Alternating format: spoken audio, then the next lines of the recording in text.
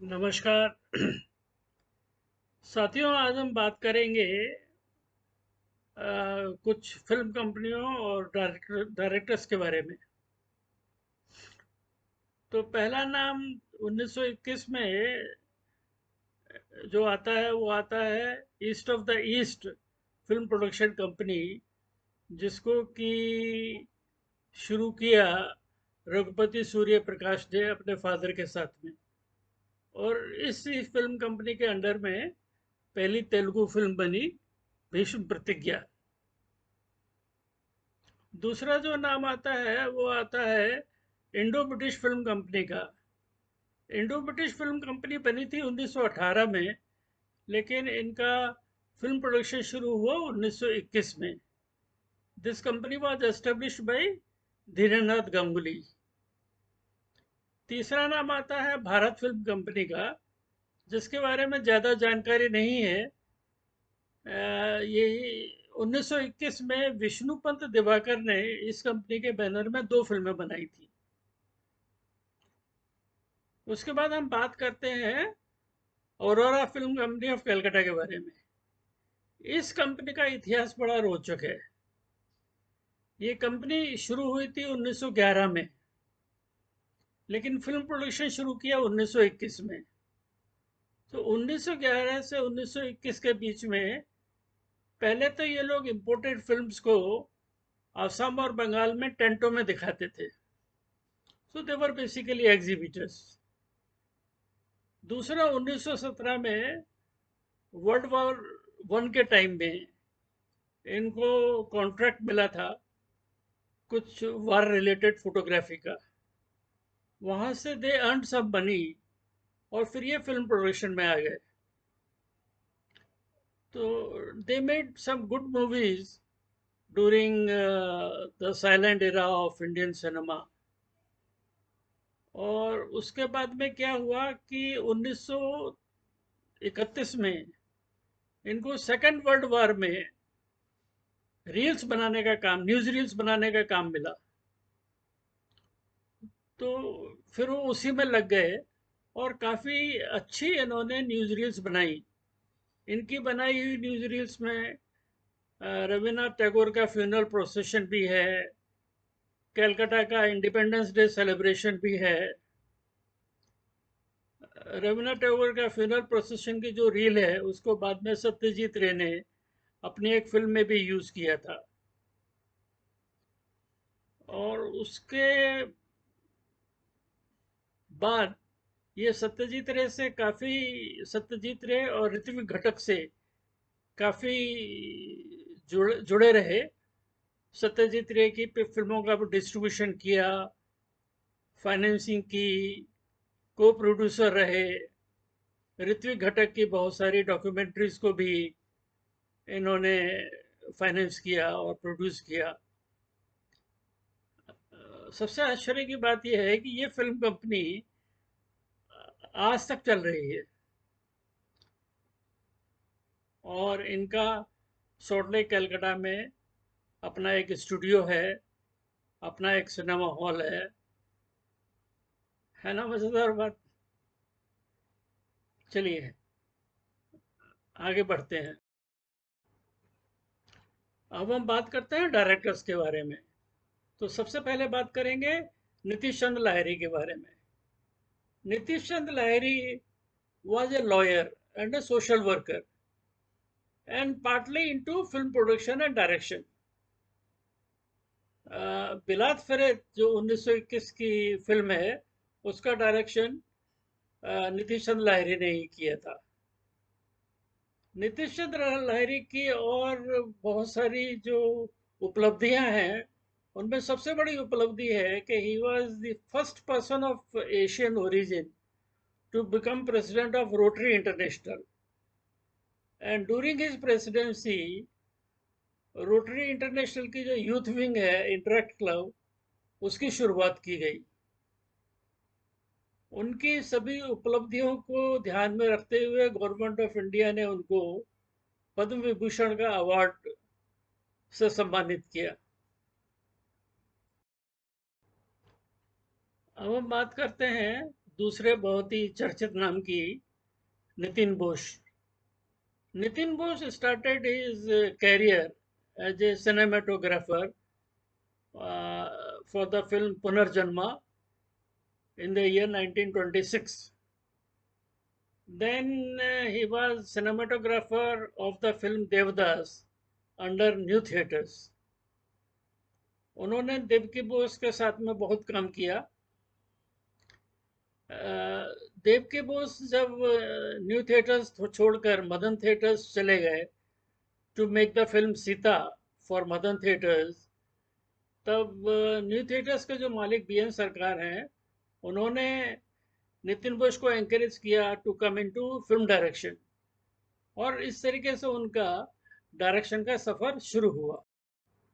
He made remake of Devki Bose's film Chandidas, and then he was making Kashinath. During the making of Kashinath, he developed differences with B.N. Sarkar. तो उसके बाद वो कलकत्ता छोड़कर बॉम्बे चले आए, और बॉम्बे आकर उन्होंने बॉम्बे टॉकीज ज्वाइन किया। बॉम्बे टॉकीज के बैनर में उनकी पहली फिल्म थी नौकाडूबी। नौकाडूबी was based on a novel by Rabindranath Tagore. नौकाडूबी का रीमेक हिंदी में बना था बाय द नेम मिलन। मिलन में दिलीप कुमार साहब ने हीरो का रोल प्ले किया था,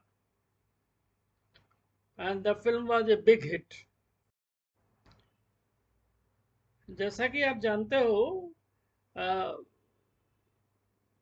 बॉम्बे स्टूडियोज के कुछ लोगों के बीच में आपसी डिफरेंसेस होने के कारण फिल्मिस्तान की स्थापना हुई। तो नितिन बोस बॉम्बे टॉकीज छोड़कर फिल्मिस्तान ज्वाइन कर लिए, और उन्होंने फिल्मिस्तान के लिए बहुत सारी बड़ी अच्छी अच्छी मूवी बनाई। उनकी सबसे ज़्यादा लोकप्रिय फिल्म रही Ganga Jamuna. Ganga Jamuna is considered as one of the all-time blockbusters of Indian cinema.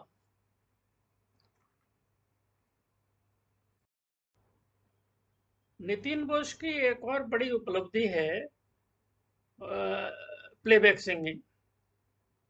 उन्होंने बंगाली फिल्म भाग्य चक्रा में पहली बार 1935 में प्लेबैक सिंगिंग का प्रयोग किया।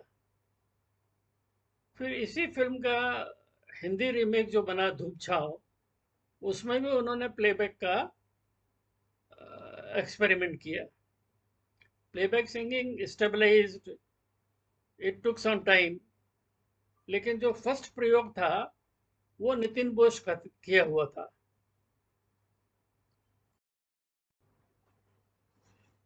आगे बढ़ते हैं, बात करते हैं धीरेन्द्रनाथ गांगुली की।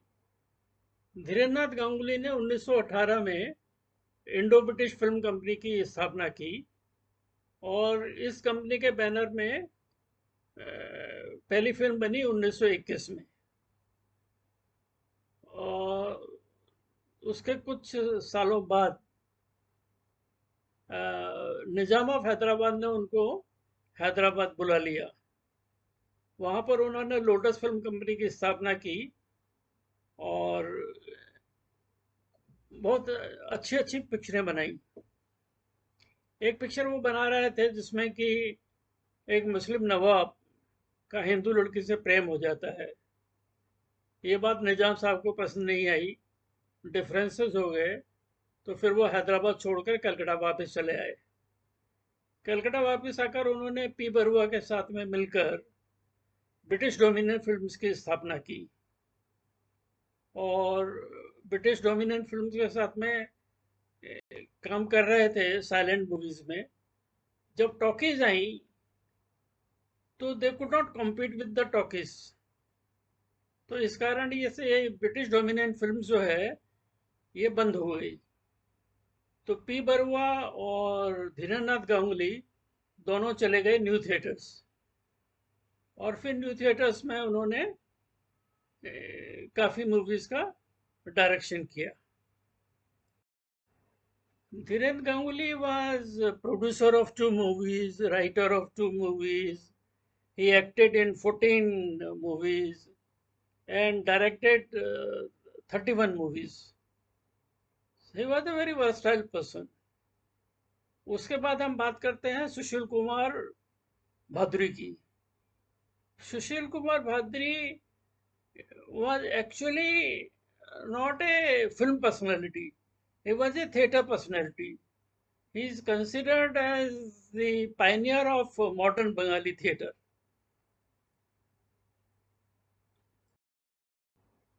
लेकिन उस समय जैसा ट्रेंड था, सभी लोग फिल्म इंडस्ट्री में काम करना के लिए आते थे, तो शिशिर कुमार भादुरी भी फिल्म इंडस्ट्री में आए और उन्होंने कुछ बहुत अच्छी पिक्चरें बनाई. साइलेंट पीरियड में भी बनाई, टॉकीज पीरियड में भी बनाई. साइलेंट पीरियड में 1922 में उनकी पिक्चर बनी थी अंधेर आलो, जो कि उस जमाने की बड़ी लैंडमार्क पिक्चर थी. और उसके बाद में टॉकीज पीरियड में उन्होंने बनाई talkie of the talkies and Sita. उनकी उपलब्धियों के लिए भारत सरकार ने उनको पद्म विभूषण के अवार्ड से सम्मानित किया, लेकिन बहादुरी साहब ने वो सम्मान को अस्वीकार कर दिया. He did not accept the award. उनका कहना था कि अगर वो ये अवार्ड एक्सेप्ट करते हैं तो ये एक रॉन्ग सिग्नल जाएगा कि government has help the promotion of theatre in India. वो ये संकेत देना नहीं चाहते थे. तो दोस्तों, ये बात हुई फिल्म कंपनियों के बारे में और फिल्म डायरेक्टर्स के बारे में. अगले वीडियो में हम बात करेंगे 1921 के कलाकारों के बारे में. तब तक के लिए आज्ञा. नमस्कार.